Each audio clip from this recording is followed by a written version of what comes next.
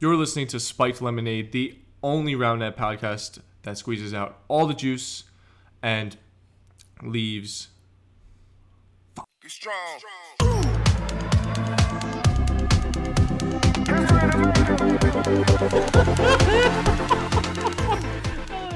That was awesome. You're listening to Spiked Lemonade, the only Roundnet podcast that squeezes out all the juice. I'm Matt Spo. I'm Josh D.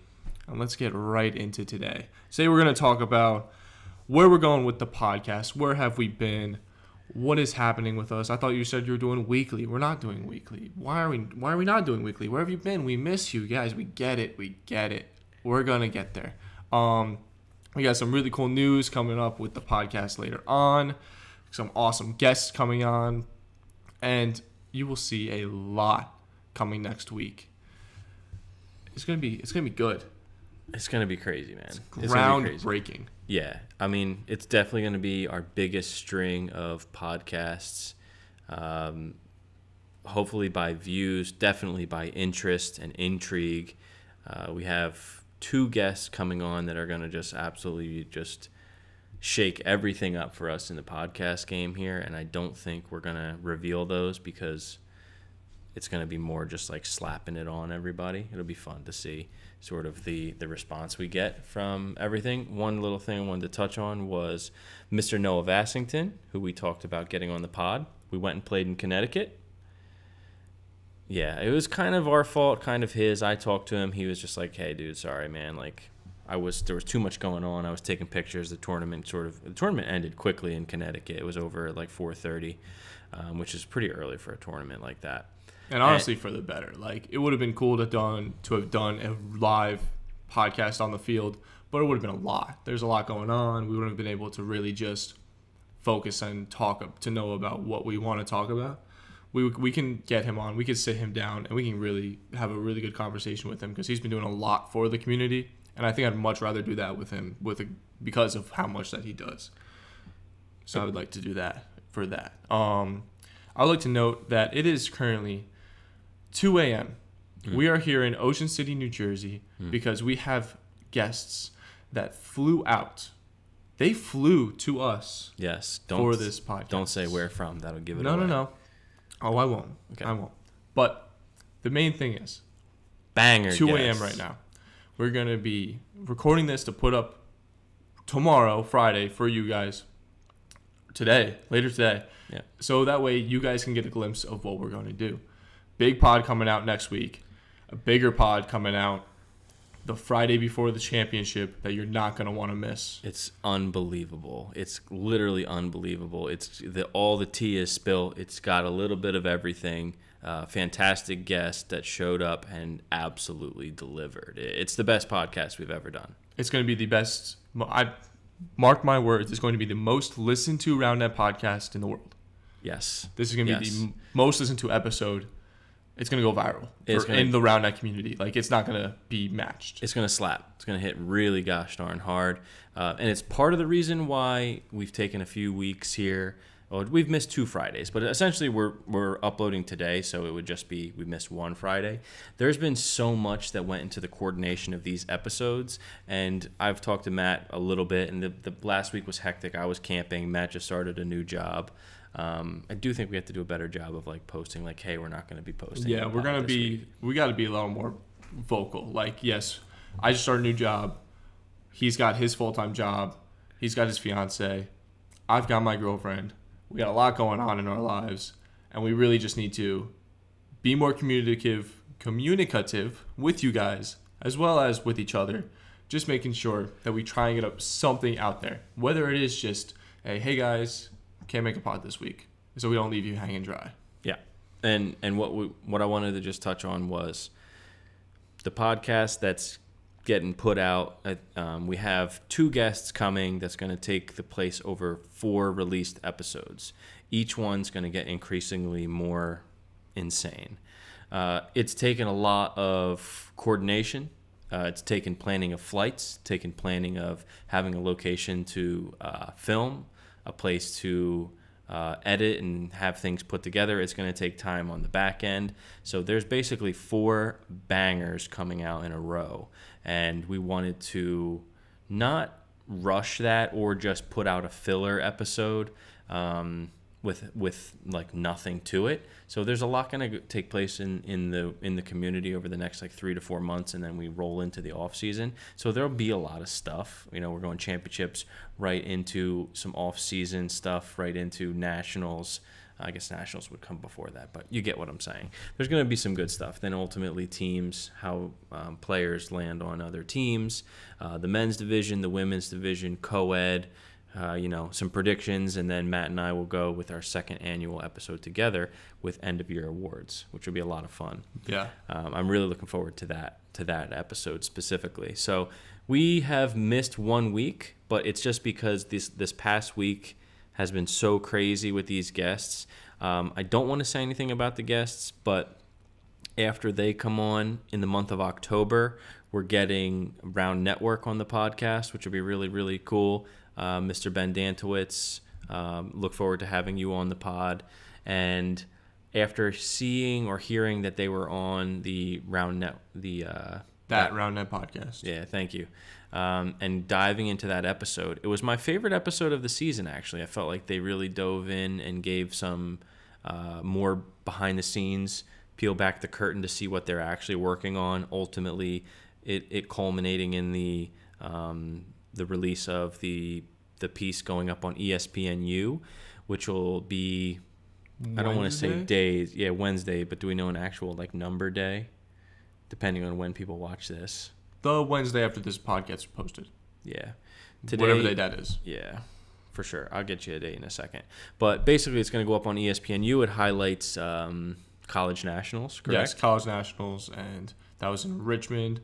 They did a killer job. Check out their Instagram. They have a bunch of highlight and teaser trailers on there.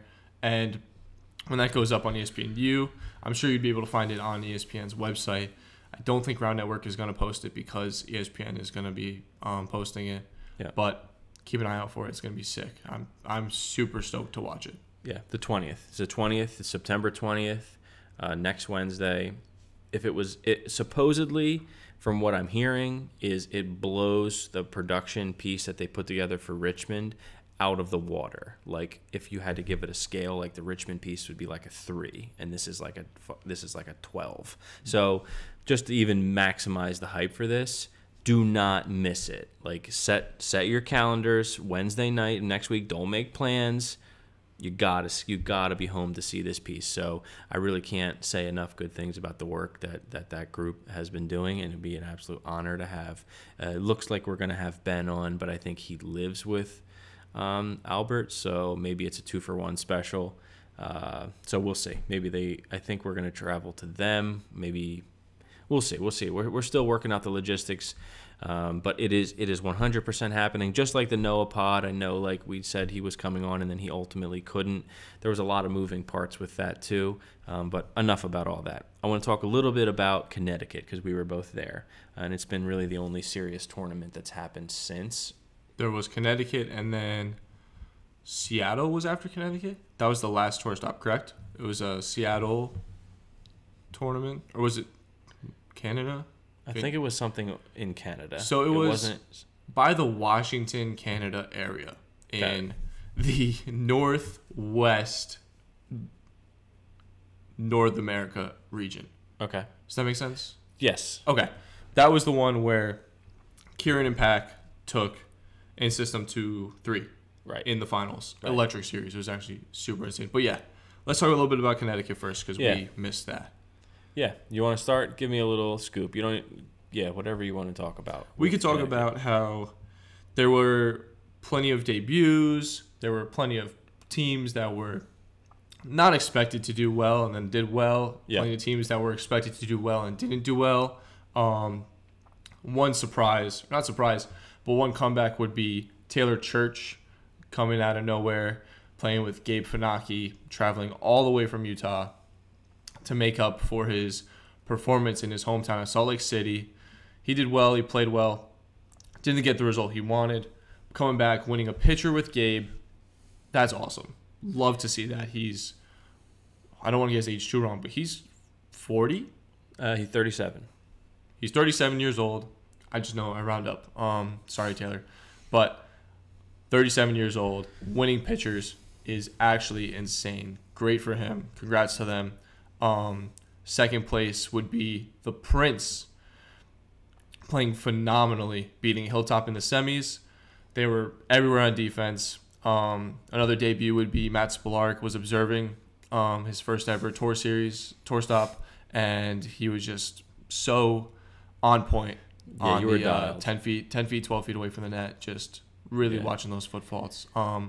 Maybe made one or two calls, but those calls were immaculate, let me tell you. But yeah, I got to observe that game, so I was right there watching it. It was insane. A lot of crazy good rallies. I'm sure you'll see it on both their Instagrams, YouTubes, whatever they post their highlights on.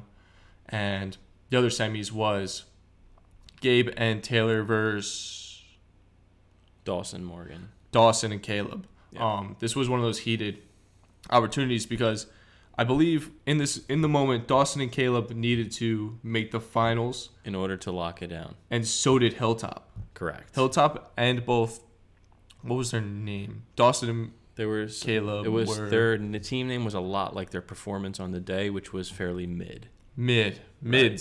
Right. Plural. They're both mids. Yeah. I don't think they played too bad. We've seen them play better. Getting matched up with Gabe in the semis kind of stinks to have to do that to fight for your spot in the pro division. I wouldn't say they played too mid. I think they played pretty well throughout the day. It's for a team that's relatively newer. They haven't played too many tournaments together. They're still finding out, and they were still smoothing out everything and finding their chemistry. But right. I don't think it was too bad. You know what? If you don't think something's too bad and the team's finding their chemistry, but they didn't play ultimately their absolute best, do you know what that's another word for? Mid. Well, it wasn't one word. You said multiple words. It's not one word. You know what that's one word for? It's definitely not mid for their performance because they played well. They made semis. You can't be upset with that. No, made semis and lost to Gabe. No, they're great players. Yeah, their result was mid. Right, I think they would agree. They definitely expected more. Could have, yeah, but that's just a rough draw. Because I feel like if I would have loved to see them play either the Prince or Hilltop, that would have been a cool matchup. Yeah. I don't know who would take it there. I would say Caleb and Dawson have that power factor to them, but the chemistry from the Prince and Hilltop, like literally brothers, they're both two sets of brothers that have been playing for a very long time. They know each other like the back of their hand on defense. They know where they're going to be. I think they're both twins. You know the Modells aren't twins, right? And you know the Prince isn't twins, right? I'm in Boston. Yeah, you're just trying to make a joke. Ha ha, funny. But yeah, it was overall an entertaining tournament. Yeah, without there being too much like big names there, but some older big names, some guys trying to fight for a last spot in the pro bid. There was some really cool rallies. It was not just a tournament where it was a blowout, except for the finals. But Gabe and Taylor played out of their mind. They just knew by that time they found themselves and they knew exactly where they were going to be. Yeah, I would like to interject here one piece. I didn't know how good Taylor Church was. And I've heard that he's solid, but I got the pleasure of playing against them in the round of 16, and I didn't realize how overall solid his game was. Like, even in the series against the Prince, if, like, anyone came to you, the viewer, ever, and was just like, Gabe, like, put Taylor Church in his backpack and, like, they just dominated the Prince, they lied to you or they weren't there. I don't think that Taylor Church got aced one time in that whole series against the Prince. He was absolutely bulletproof. He makes no errors, and he's so long, and his finishing is good because he implements a lot of creativity and like diving around the net. You know, for being 37, he moves pretty good. He's long too. Super athletic, super fit. Yeah, 100%. I thought he and Gabe made a really, really spicy team. They played well together. I think he brought out the best in Gabe because Gabe was playing sort of like carefree because they were sort of on like cruise control for most of the day. I was really impressed with Taylor Church, and I think that he had, based off of his like scale of success versus not, he had higher expectations for himself in the season. I don't really know him all that well, but that would be really what I'd gather from what little I know of him and spoke to him briefly at the tournament. But, damn, I'm hitting the mic over here. Mr. Church, if you end up ever listening to the pod, you played fantastic. It was a pleasure to, lose to you guys, unfortunately, in the round of 16. But you played really, really well, and you need to, really, really lock in this offseason because the pro division, shouldn't be without you next year. So don't fuck around. It's time to go get it. I'm looking up the Flango right now. I just pulled it up for Connecticut. And for you to say mids played mid, they took Fanaka Church, Gabe, and Taylor to Game 3 in the semifinals. Did they? Yeah, I was observing the other semifinals because I was just, had to. They needed me. I said yes. It's like, okay, you need a hero. Let me throw my cape on. You know how it goes. Yeah. But yeah, they took them to 3. It was 21-16, Game 1 in favor of Gabe. Then 21-14 mids, and then 21-14 Fanaka Church. So it wasn't necessarily close. Like every game, like it looks like they had to have had a run, and they kind of just held their ground for the rest of it. Gotcha. Yeah, it looks like they played really, really well in one of the games and played decent in the others, which again just sort of equals mids. Just who controlled. Looks like it looked like it depended on who was controlling each game, and just Gabe and Taylor came out on top, more controlling most of the games. Yeah, I mean, I think that I don't think you can be mad at anyone saying that your performance was mids when you name your team mids. And obviously, I'm just messing around too. They played. Really well. That's true. Yeah, they played solid. For sure. Like, we're gonna say a bunch of crap. Doesn't mean we mean it. We don't want to hurt anybody's feelings. Just grow up, guys. Come on. We're all adults. No, you guys played really good. I'm just busting balls. I remember seeing you guys were like, damn, they could really beat Fanaka Church if they locked in Game 3. I was impressed with what's the mids comprised of? What are the two guys? Dawson and Caleb. Dawson's spiciness was good at the end of the game. I don't think a lot of this was recorded, so this is exclusive stuff.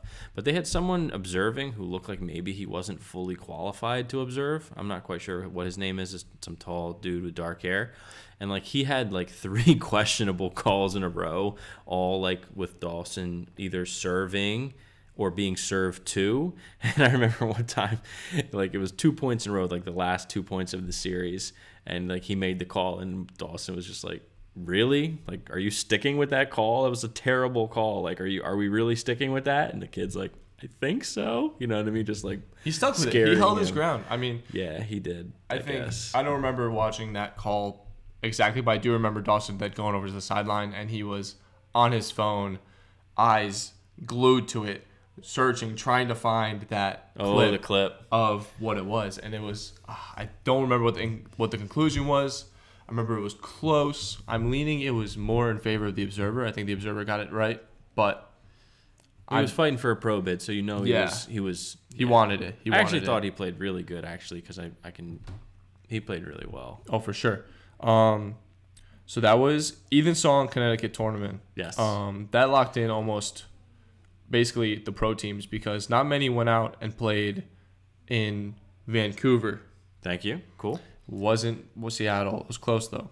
Yep. Somewhere in that North America region. So with the podium being in system, which is Etienne and Blake Bozak. Then we got Pac Clifford and Kieran Rose coming in second. Yep. And third was Ryan Oswald and Josh Chef Josh. Chef Josh cooking up. Yeah, we all know Chef. So I lied. So that actually clinched the pro division for Guachos, which is Ryan Oswald and Chef Josh. I'm pretty sure that got them in there. That third place finish. Okay. Put them in there. I think you're right. I don't know if they kicked anybody out or if they just secured it with that and they locked in that spot. Yeah. But because of that, they made pro. And surprisingly, like I said earlier with the finals, Kieran and Pac took game 1 off of in-system. Yes. And game 2, Yes. extras. What was the score? 24-22 in-system. Wow. I remember watching the stream, and in game 2, I believe it was game 2, there's a rally, and they're all playing super well, and like every shit happens. I think there's a pretty good recovery set from Kieran, and Pac misses the net in a rally, and that's just devastating. I think that gave in-system the edge they needed to win that game, and then to win 21-16 in Game 3. I remember watching Game 3 vividly. Game 3 was close. It was tight. I believe it came down to an in-system was up probably 17-16 or 18-16. It was close coming to the end. And then Blake gets the ball.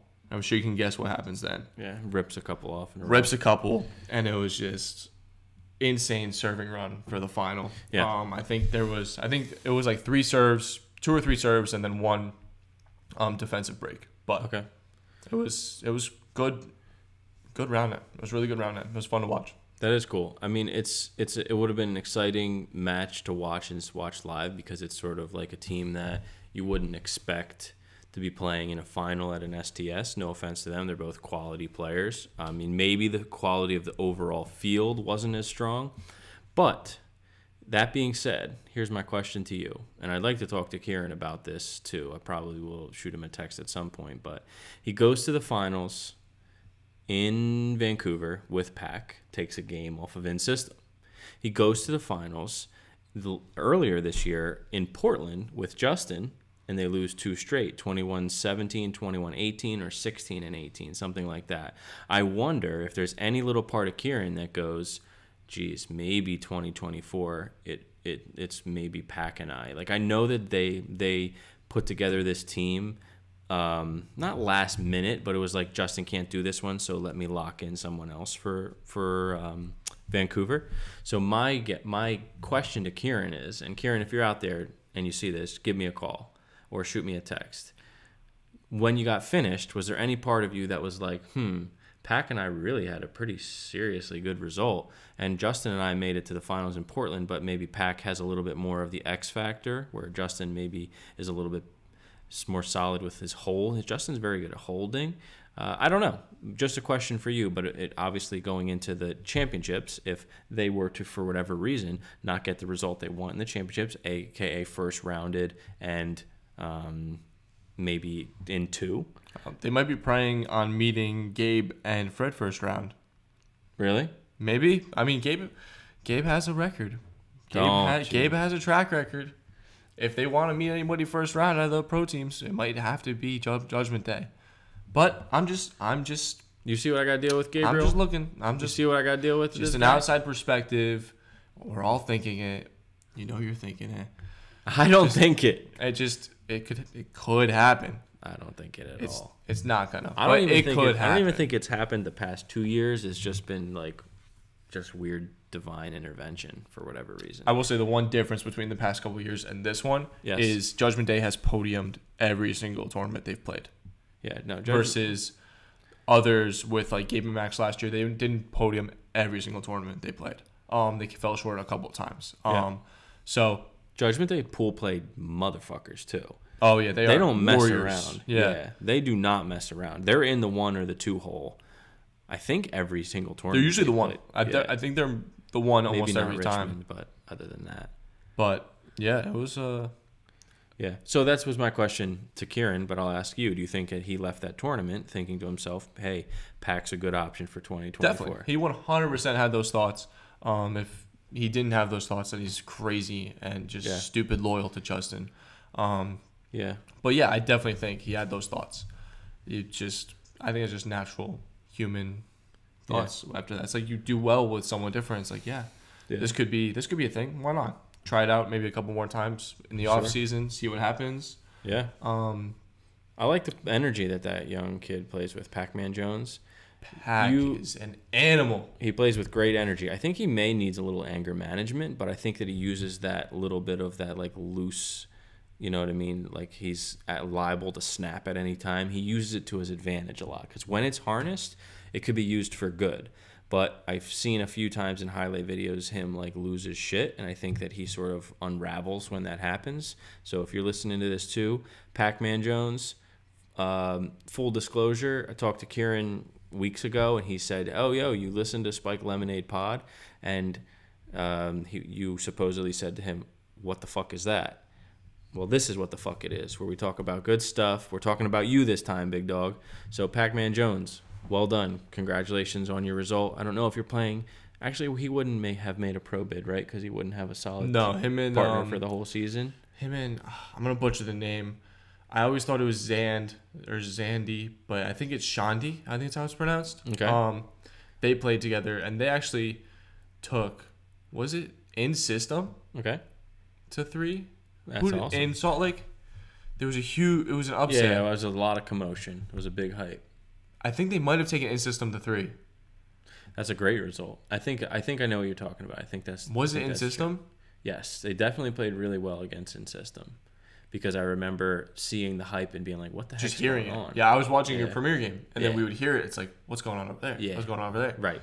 Yeah. Right. So that's what's going on, Pac-Man Jones. We're having some fun. It's a good time. Next season, if you link up with Kieran, dude, I'd love to have you both on the podcast talking about season, the goals and aspirations, because I think you guys would make a kick-ass team. Now, I'm not just throwing, my pal Justin here, 15 to 18. I'm not just throwing him to the wind, but when you have a good result with somebody in this game, it's hard not to just sit there and be like, dang, I just wonder if that just may be like, if that may be it. Like, even like you and Jake had like that badass result in the tournament, albeit pool play. It wasn't like the result you wanted, but it's like, dang, that just shows like what we're capable of, which is cool. Those things are cool. I think it's natural and fun. I actually talked to Jake the other day about that. I think it was today on the way here. I called him and we were talking about Maryland Monumental, that tour stop, and how we saw the best we could play and we saw the worst we can play in the same tournament. It was just the opposite order of what we wanted it in. Yeah. We crushed it in pool play and then blew it in the first round, or second round, like past the playing games, but round 16, and it sucks. Bad feeling, but like it was a good eye opener to see just like how inconsistent some people can still be, like how inconsistent we can still be, even though we've been playing for quite a while now, just playing a lot for quite a while. It's like consistency, I think, is the biggest thing when it comes down to it. I've said it before, I'll say it again. What separates us from the pros isn't the wider cuts. It's not the insane crazy serves. It's not the insane crazy hits. It's the consistency of which they do that.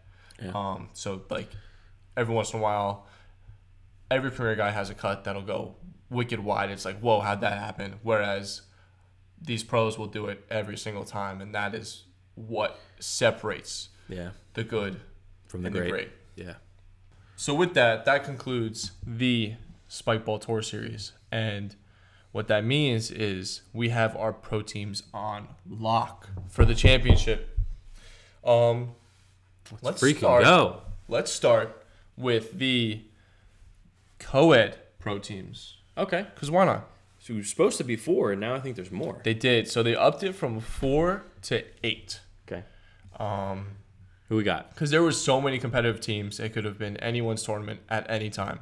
Yep. So from the top, in alphabetical order, as Fuango likes to do, we have Fractal, consisting of Laura and Clark. Okay. Underachieved this season. They did underachieve a little bit. I'm going to give you a little tidbits after each one, give you a little spicy takes. Gabraham, Lincoln, Nebraska, Sarah Allen, and Gabe Fanaki. Overrated. It's a 10, Megan Laybourne and Levy Vandale. Levy serving's very, very solid, but they will not go far. Living Water, Julia and Grant Clapp. First rounded. Oh. Mixed Signals, Katie Pearson and Etienne Cote. Underrated. Where do you think they're going? How far? Semis. Underrated. Okay. Pinto. Ryan Gross, Kara Hoy. Adequately rated. Adequately rated. They're good. Golden Hour. Maybe the best. Will and Olivia. Probably the favorites. If you had $100 to bet on the field, I think I'd bet it on Golden Hour. And TRP Subtle. TRP's, Joe Bondi, Ali. They'll probably throw it. I'm sorry. They will probably get to the finals and get a golden shower from the Golden Hour. But I think they're fantastic. I think the Twins meet in the finals. No way he just said that. What do you think? No way he just said that. Yeah, no, I could see the Twins coming into the finals and meeting. I would say those two have the most experience making the finals this year. But it's really anyone's game. If Clark and Laura are playing as saying, they could take the field. The best women's player in the world, along with a strong men's player, could take the field. We have Golden Hour that have just been super solid all throughout, especially the beginning of the season, falling short in Philly, to Subtle, the other twin, and it could go any way, and then Subtle falling short to Gabriel Lake in Nebraska. Who'd they fall? They fall short to who? In Philly? Who? Golden Hour? Yeah. Subtle beat Golden Hour. Gotcha. I'm sorry. Okay. So, okay. Ali and Joe beat Olivia and Will. Got it. In the semis in Philly. Gotcha. And that was a huge win for Subtle. And they went on to then lose to Gabe and Sarah. So Gotcha. it really can be anyone's tournament. That is Championship Friday. Pretty cool. Okay, before you go to the next, and we'll go to the next teams, I'll give you some. This is fun. I'll give you some reaction.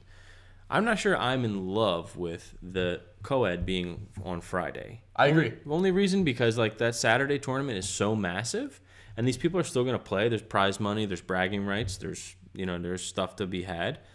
And I don't know. It worries me a little bit that not that anybody's gonna get hurt, but that you empty a little bit of your gas tank on Friday and Saturday. You're a little tired. I completely agree with Mixed Pro being a tournament that's important because there is prize money and there is something on the line. Yeah. They're not just gonna go out and have fun. They're gonna play. They're gonna play hard. Yep. And then for those pros who play on Friday, now 16 of them have to go and play on Saturday in women's and men's pro. Yeah. You're going to be tired. You're going to be tired. Yeah. You're going to be a little sore. Make sure you hop in an ice bath after that Friday night because that'll do it. That's the Dito Nato special right there. Yeah. Shout out Paulie D. Shout out Paulie D. All right. Go through. What do you want to do next? The women's? Yeah, let's go right into the women's. Let's freaking go. All right, this one's got some exciting ones in there. This is going to be good. Starting out with Give it to me. 2K, Kara and Kayla. Good. Solid freaking team. Solid team. Angst, Sarah and Kaylin. Those two teams right there are mashups between the two teams last year of Yep. Sarah and Kara versus not last year, but 2 years ago, Kayla and Kaylin. Yeah. Those are two. Both teams are solid. Yeah. Nothing, no smart shit for me. They're both solid teams. Big Beavers, we got Shonda Carew and Jamie Cunningham. That's a Canadian team. Not familiar with either, so I will throw no shade. Good luck to you both. We got the one and only. Who? The New Jerseyans. Who? The underdogs. Who? They came out swinging. This is their first competitive season in the roundnet scene. They have no idea what they were doing at the beginning of the season, and they came out swinging. They came out to every major. They performed. They did what they had to do. They fought. It is the one and only, none other than Loopy Juice. Let's freaking go. Repping New Jersey. Come on, girls. Lorna and Kate, we are so freaking proud of you guys. It is actually amazing to think about. It's unreal. All these girls who have been out playing for years, trying to get pro. This is the first women's pro division, but just being named a top 12 team in the Tour Series is unbelievable. Yeah. Those are some dogs, too. I'll tell you what. Lorna, these two chicks, you know what else they have in common? They have last names that are not pronounceable. Lorna Sasabanos and Kate Bidelodes. What's her last name? Bilodos? It's Lorna Sabanos. Sabanos. Kate Billadu. Kate Bilodeau and Lorna Sabanos. Sabanos. These girls, the only thing that's more difficult than pronouncing their last names is playing these two chicks. They are fantastic, and I will be rooting for you guys. He's got the merch. I'm going to get myself one of these shirts before he leaves. Best of luck to you guys. We're rooting for you. I mean, we can't wait to see what you guys can put together. Go get it. Kick some ass. It's going to be awesome. I can't wait to watch them. I know it's going to be, they're almost on their home turf in Philly, right next to home state of Jersey, right by the hometown of Kate. It's going to be electric. I know everybody's like so ecstatic. This is the first ever women's pro team from New Jersey. Yep. And two savages. I can't freaking wait. They're actually killed it this season, and I think they're gonna turn some heads in the pro division. I hope so. Shoot, they have what it takes. It's just a matter of going out. If you go out and you play your absolute best, put other teams under the gun from the beginning. Don't have any slow starts. Make them sweat a little bit. You guys could definitely get through a round or two and surprise some teams. So don't undersell yourselves at all. Go get it. Just go get it from the whistle. Let's freaking go. All right. So absolutely unbiased opinions here from Spiked Lemonade. Yeah. We're just going through. We're just saying our thoughts on every team. Yeah, it's just basics. yeah. We're really not doing much. Nah. Next we have No Hype, which is Maddie Morehouse and Malia Sato. They're gonna get first rounded. They have potential. I don't think they could get first rounded. I think they can make it past the playing games and make it to quarters, but it all depends on how they play going into it. I heard they're a very high-low team. I haven't gotten a chance to really watch them play, but neither have I. But yeah. Next we got just instinctual. Next we got instinctual. This one. Outside Voices of Seb Kim and Perrin York. Yeah, that's a good little team. I don't know. There's another team maybe high-low. I don't know. If they're not making noise on the court, they're making noise out their voices because they are going to be having a blast winning or losing. That's one thing about this team. Very cool. They could be down 20 points, and I bet you they're going to have a smile on their face. Perrin's going to be doing backflips while Seb is spinning in a circle. How do you know all these people? You don't? No. I talk to people. When you go out there, you got to socialize. That's what these tournaments are for. Good for you. The problem is I'm 32, so people sometimes just like, who's this dad coming to this this old tournament? bastard. So I have if you want to go watch and just see a fun game, find Outside Voices. Good luck to you guys then. Shoot, if you're hype team, I'm with. They're gonna have fun. They're probably gonna have the most fun that Saturday. Let's go. Who else Next, we got Royalty, Katie Pearson and Lawrence Valet. Yeah, Valet Sorry. Service. Give her a 5. I think that I'd like to see them make the semis. I think that they have the potential to be in the semis if they get the draw right, with the pool play right, the finals. But I'm rooting for them to upset some teams. I think Katie Pearson is a fantastic player. I don't know Lawrence as much. Katie definitely the maybe second best player in the United States. So I'm definitely pulling for her. I think she has a ton of upside. I think she's only like 19. I don't really know Katie all that well, but I've seen her like at a tournament. That's about it. But I just hope that she goes out there, sticks to the plan, kicks some ass.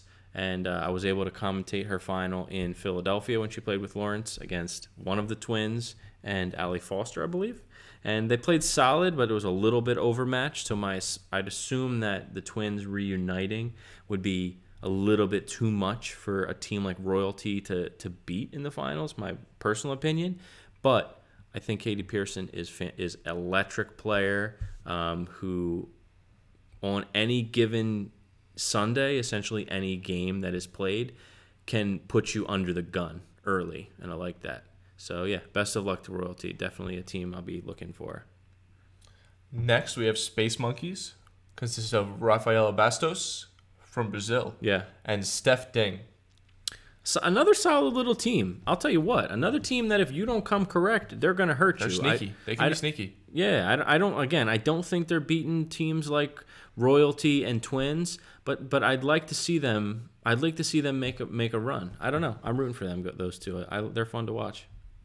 Next, we got from across the pond, Tiramisu and which is Megan and Daniela. Yeah, they're good. They're good. I think that right there is the final. I think the final is Tiramisu versus you know who, the twins. I think it's going to be cool because I never really got to see Tiramisu ever play in person. No, me so neither. I'm excited. I'm excited to see Yeah, them play. I heard they're damn good. So I'm excited to see you. Listen, you come over here, you come over to the States.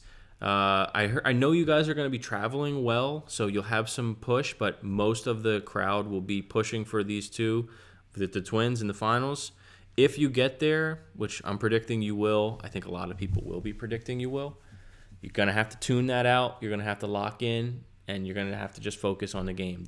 People will be giving it to you a little bit. Just lock in, and good luck. Good luck to you both. Next, we have the big, the bad, Who? the dangerous, Who? Towerful, Ronja, Lorenz, and Laura Kunzelman. This is a dangerous team. It's another team where I feel like if the stars align, they could go to the finals. They're that good, but if they don't align, they may get popped in maybe not even make the semis type of deal. Have you ever seen Laura's partner play Rona? Yes. I'm so sorry. Okay, I'm terrible with names. Yeah. Lorenz. Have you ever seen Lorenz play? Yes. In the most recent tournament, the Tops Round Net dude did a really, really good recap, and I believe they lost to Tiramisu. Yes, so I have seen her play. I don't get to She's watch okay. the European tournaments enough. I need to make sure. I need to start fitting that into my only Europeans. YouTube. I'm sorry. Go ahead. I'm talking over you. No, only European stuff I watch is the women's. Yeah, the women's is fantastic. They are. There's a ton of them. Yeah. I always hear that the women's scene out there is so big, and it's crazy because they get more teams to sign up on co-ed day than they do for their men's. But wow. Yet there's more women that play co-ed than there are that play women's. Really? Yes. I think it's got something to do with them liking either playing with a guy and having that maybe a higher level competition, maybe a little bit of a faster play versus playing with an all women's net. But that's what I've heard from some friends who just came to the U.S. for a couple tournaments ago. So yeah, that was an interesting fact that I found, and I was like, crazy, but I could see it. Co-ed's electric.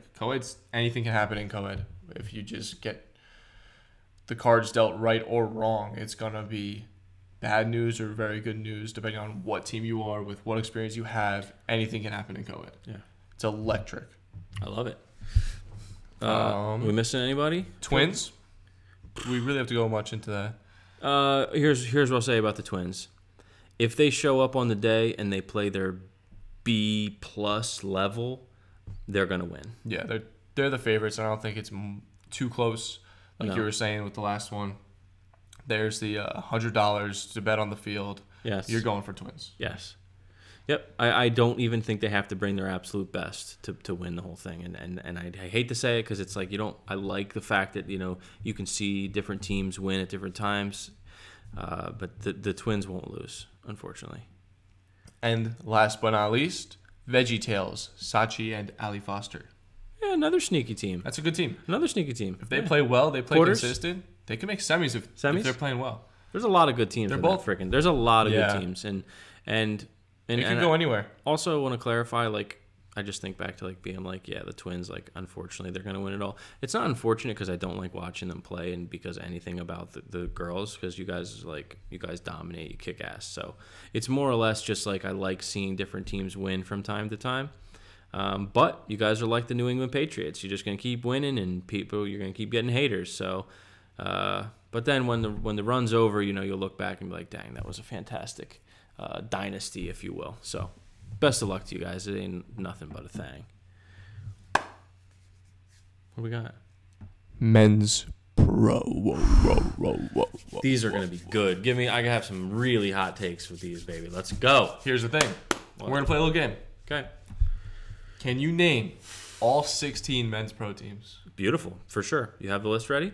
I do. I remember. Okay. Judgment Day. In System. Rogue. Bot House. Profit Boost. Cigar Boys. MS. Frag Oswalt. Spotless. Balls. Critical Hit. Is that 10? That's 10. Okay. I'm getting how many? 16? 16. Okay. Assistive Touch. That's 11. I'm missing another top team. Okay, I'm sorry. Matt Cole's team. Kingdom Come. ES. What's that team from overseas who's not really that good, but they somehow got in?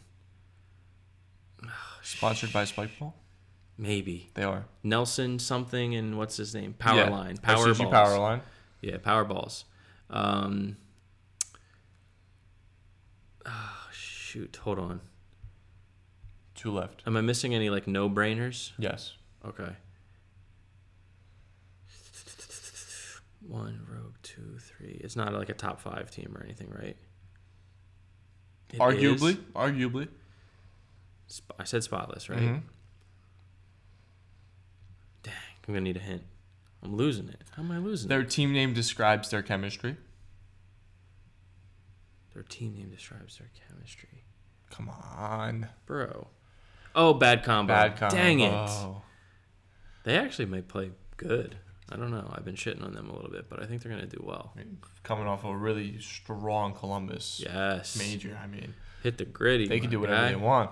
You got 1 left. Okay. Is it overseas? Not overseas. Not in the U.S. Germany? Friends up north. Canada? The brothers. Prince. The Prince. Good for you guys. Yeah, they stuck in good. there. They played well this season. They played really well up in Canada at the tour stops and at just local Canadian tournaments. I always saw them on the podiums. I met them for the first time last year in Contender. No, not Contender, in Premier. I had just gotten Premier. This was our second Premier tournament. Mm-hmm. And we played up in Montreal. Mm-hmm. We played them in round of 16. Close games. Took them to 3. And it was super fun. They're super defensive. Got a bunch of fun rallies out. Nothing bad to say about them. They're great guys. Let me see that list. I'm going to read you the names, and you give me 1 to 3 words. First thing that comes to mind. Okay? Yeah. In System. Scary. Kingdom Come. Tall. Nice. Judgment Day. Bad boys behind Judgment Day. That's going to be... Ooh. That's going to be a good one. I can't wait. Mermaid Sparkle. Hot and cold. I think they can do very well. I think they might fall short. It depends on how they're feeling that day because they can be insanely electric, and that would be they're super fun to watch and they're super fun to root for at that point. But they've fallen short before, but they've also come out on top before. So anything can happen. Sounds good. Profit Boost. First rounded. RCG Powerballs. Powerline. Oh, sorry, bro. First rounded. Rogie Rogues. As Thomas Hamilton would say, you're a bad man. You're a bad man. Yeah, that is a... Really? I would say they're the favorites coming in. You'd say that? Coming off a loss in Columbus, they are devastated, dude. You know for a fact they're grinding. You know for a fact Ryan Marino has had a ball in his hand since he got home from Columbus. He is not. It's been glued to his hand. He's gonna walk around like this because of just holding the spike balls for way too long and practicing and serving and all that. Yeah, no, they're gonna come out. They're gonna be scary consistent. Yeah, I personally don't think that Ryan Marino needs to tighten up the screws. I think that his partner and his partner in crime let him down a little bit. Marino's that guy though that will always say that he could do better. It could be a ball hit the opposite direction of him, and he was. Yeah, let's say Marino's cover and push. They hit a pole, and Marino would be like, "Oh, I could have shifted in to give him a little more room." That's Marino's that kind of mentality, and I think that's why he's so insanely good right now. But I just think he's been grinding. They've both been grinding. Like they want it. They want it bad. They could definitely win. The Prince. I think they're going to surprise some teams. I think if they get matched up right, they could make it past the first round. But they're going to have some really good rallies, and it's going to be a really cool highlight video. Hell yeah. TRP spotless. Clean. Yep, I like that. Clean. Ryan Oswalt, Josh Frag. That's another underdog right there. Like Yeah, they it's could a scary team. They could come out on top, beating they beat Will and Braden Latham in Long Island. That's not a bad team at all. That's a great team. That's a great win. I mean, they could definitely make it past the first round. They could do well in pool. It's just luck of the draw at that point. Yes. I'm excited to watch them. I've never watched them play. I haven't barely watched any video of them, and I cannot wait to see them play. I've heard very good things, and I hope that they live up to my expectations. I'm kind of like, I'm waiting. It's like I'm not watching the trailer because I just want to see the movie live. Nice. Critical hit. They're gonna be that's a semis team. I think they're gonna be in the semis. That'd be badass result. Cigar Boys. First round probably. But super fun to watch. It's really fun seeing the dynamic between them. You have Grant, which is so dangerous on the serving line, paired up with Abrams, which if the ball is over the rim, he'll find a way to put it behind you or behind him. And it's just the weirdest thing in the world, but he just such a good hitter around the net that he can do whatever he wants with it. And that'll be a really fun team to watch as well. Them versus the Prince would be a huge, huge rally game. That would be such a fun game to watch. Something that I would actually pay to see. That'd be awesome. Bot House. Huge congrats to my boys, West and Owen. This is just, I know they wanted it bad. I got closer with them this year, and it's just, I love that they made pro. They're going to kill it. I think they can make it past the first round. I think they can definitely win some games, take some games off, and surprise and turn some heads, for sure. I love it. Bad combo. Bad combo. It could be a first round, or it could be a semis appearance. And that's just depending on day of. I mean, coming off Columbus, you never know. They could be hot-headed, thinking it's like, all right, we got this, and then just get out first round. Or they could have been grinding. They could have been like, okay, we're here to play now, and just show up for the championship like they did in Columbus. You never know. Assistive touch. They're gonna do well, as they always do. You can't watch an assistive touch game and not see a good game. No matter what, you rarely see assistive touch really get blown out, and it's one of those things where they're gonna fight. They're gonna fight hard. It's gonna be close every single time. So they could become the champions again. They could back to back. That'd be crazy. That would be crazy. That'd be a heck of a story. From back to back. They took game off Rogue in Columbus. That's huge for them. Mm-hmm. I mean, that's back to back would be awesome. Yeah, I mean that would pretty much be them saying like, you don't have to run the whole season. World champions. Yeah. Back to back Spike Ball Tour Series champions. Be crazy. Yeah, that would be nuts. Damn. So listen, we've covered a little bit of. We'll get into a little bit more of the championship in our upcoming podcasts that will be dropping over the next couple weeks. We have some, like we prefaced earlier, we have some bangers coming out. We are there won't be any breaks because this next pod we're recording has 3 episode series. But there'll be a little bit of lull in guests in between. We'll run a few together, recap the championship, then hopefully round network the following month. And, it's all going to be well and good. We'll talk a little bit more about us playing, in the coming months as we sort of reload for a 2024 season. As of right now, nobody gives a damn about what we're doing. We're grinding. We're doing our best by next season, hopefully, making some serious big boy moves. Right now, it's just nose to the grindstone. You'll see us at the championship. And, it's been a blast. We have Spiked Lemonade Pod. I believe this is episode 10. And we cannot wait for episode 11, which will be out tomorrow, where we'll interview the fantastic... I can cut that out. I can cut that out. Where, you know what? Matt, just finish the podcast. It's all getting right. late. If you're still watching, thank you so much for being an amazing listener and viewer. I appreciate you guys. Like I always say, we're here for you guys. If we're not doing a good job, let us know. Please just tell us. It's like, hey, I want to see more of this. I want to see more of that. Let us know. We'll try our best to make it as entertaining as possible for you guys. But yeah, in the next coming weeks, stay tuned because we have some of the most exciting guests coming up. We have one of the most famous players in the Round Eye community coming out. He's known worldwide. Yes. So please stay tuned for the next coming weeks where you will see the one and only. Be strong.